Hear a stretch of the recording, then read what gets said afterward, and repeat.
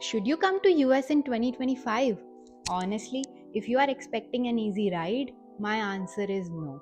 Let me explain why. Back in 2020, I had an admit from Ohio State, University of Cincinnati, and Loyola College Chicago.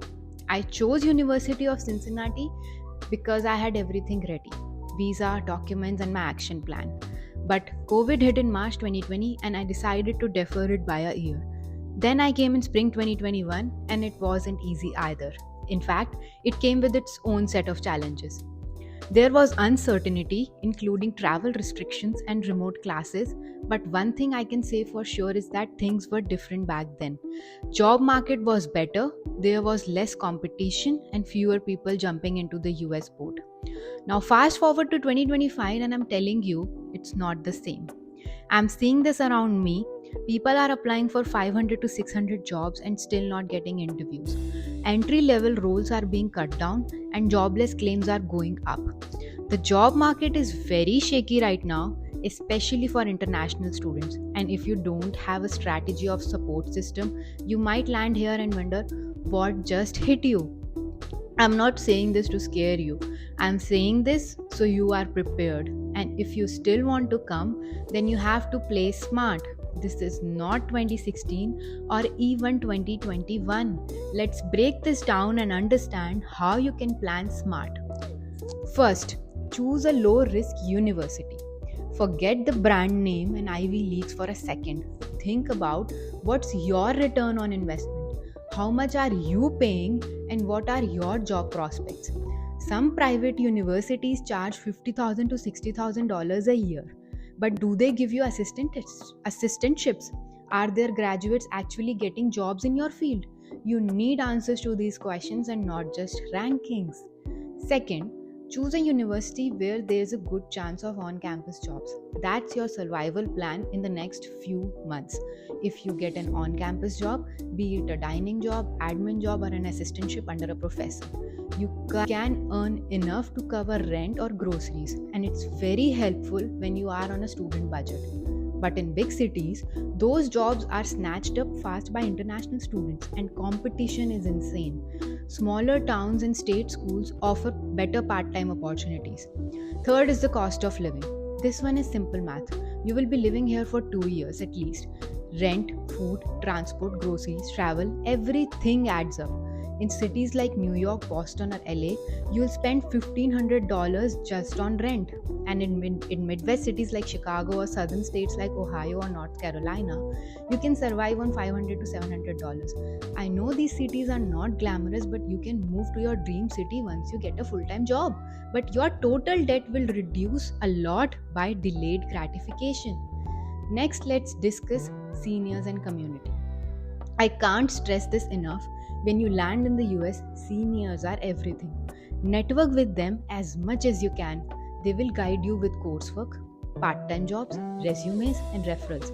Some even help you set up your room. But if you pick a course where there's no one from your field, you're basically starting from zero. You should research about, are there enough seniors in my department? Are they getting jobs in my target field? If not, then you need to pause and rethink. Then there comes this visa scene.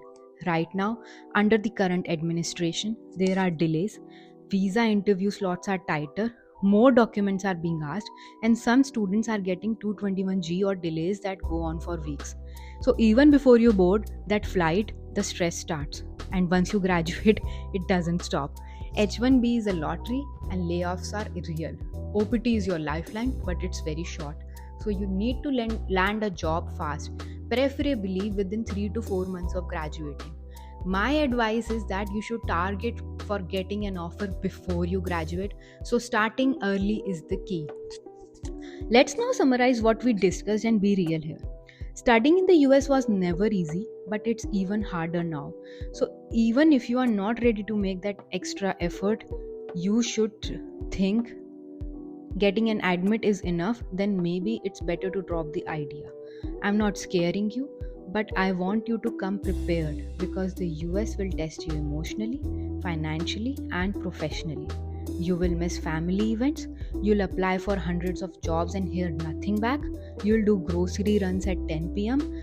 And after a full day of classes and a 4-hour part time shift, no one claps at you. You are just alone. You just keep going. But if you are someone who's mentally prepared, who has a plan, who has researched well, and who's not coming here just for the Instagram stories, then yes, you can come. Just come prepared and come with eyes wide open. So if you are shortlisting for fall 25 or spring 26, here's my quick checklist. Pick a university with low tuition and good assistantship chances. Go where the cost of living is affordable. Make sure your seniors in your program are working in your target field. Research visa trends and application timelines.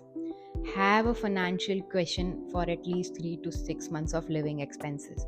And be ready to hustle every single day. This is what I wish someone told me when I was coming. You can come, make it work. People do it every day. And honestly, if I can do it, you can do it too, but you have to come prepared. So yeah, should you come to the US in 2025? Only if you are ready to work harder than you imagine, harder than you ever have. Only if you are coming with clarity and not just thoughts. Because in this journey, clarity beats hope, preparation beats passion. Thanks for watching. If this helped you in any manner, drop a like, comment with your doubts, and subscribe to Abroad Unplugged. This channel is all about real stuff, no sugarcoating, no filters. See you in the next video.